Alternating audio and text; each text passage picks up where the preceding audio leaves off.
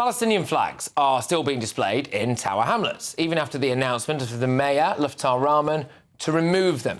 The issue of Palestinian flags has been contentious in the area. In November, a local resident was arrested for posting a video criticising their appearance in Bethnal Green. Another member of the public decided to take matters into his own hands, which led to a Ladder Street brawl.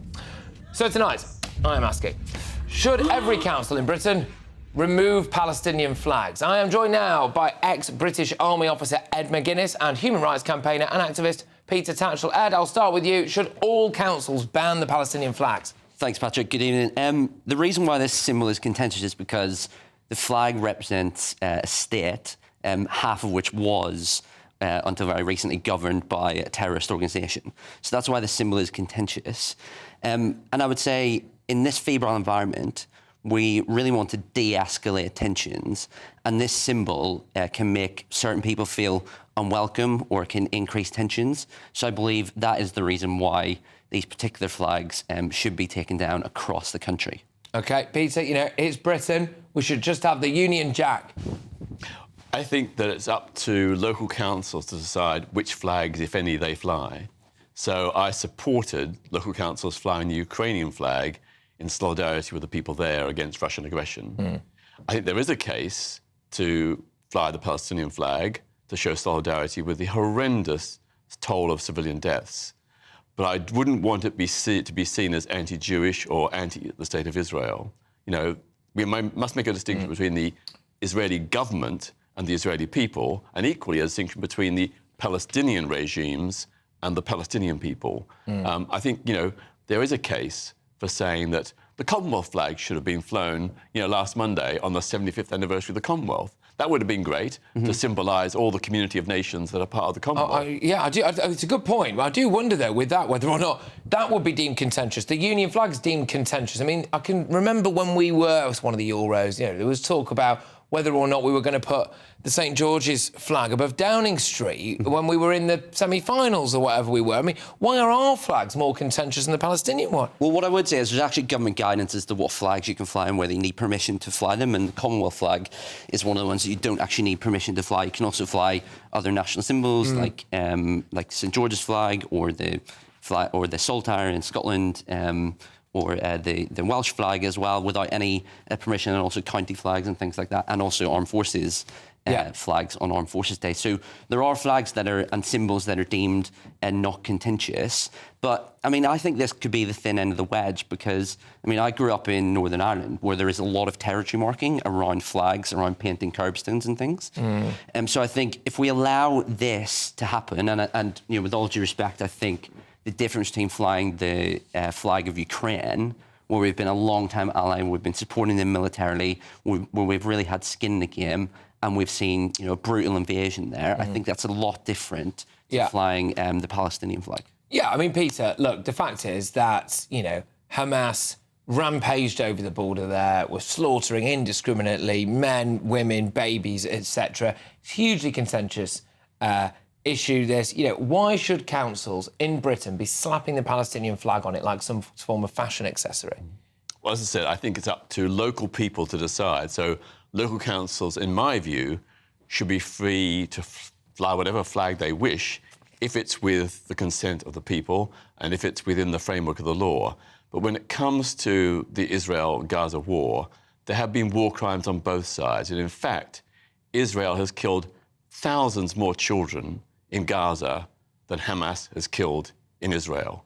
Both are wrong. It's not a numbers game. But if you look at the proportion, 13,000 children massacred by Israel in Gaza. Those are innocent children, had nothing to do with Hamas's war crimes.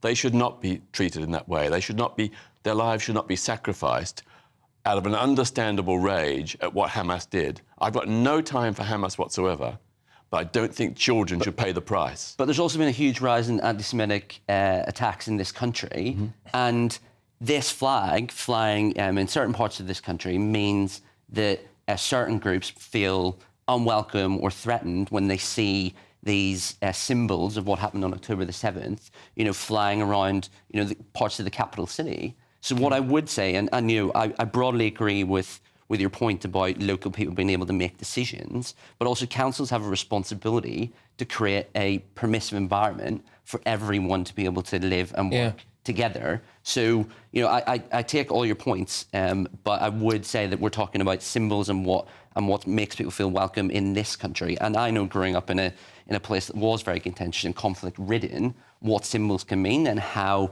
that can make you not feel welcome in various parts of the country. We've got council tax going through the roof. We've got councils not fixing potholes. You're lucky if your bins get taken out. But I tell you what, your local council apparently cares more about what's going on in the Middle East than it does around at Dorothy's at number 42. That's what that flag says to me. Well, the amount of money spent is probably very, very tiny. And maybe some of it was actually paid for by donations. I think some of those flags put up were actually done by individuals, not by the council.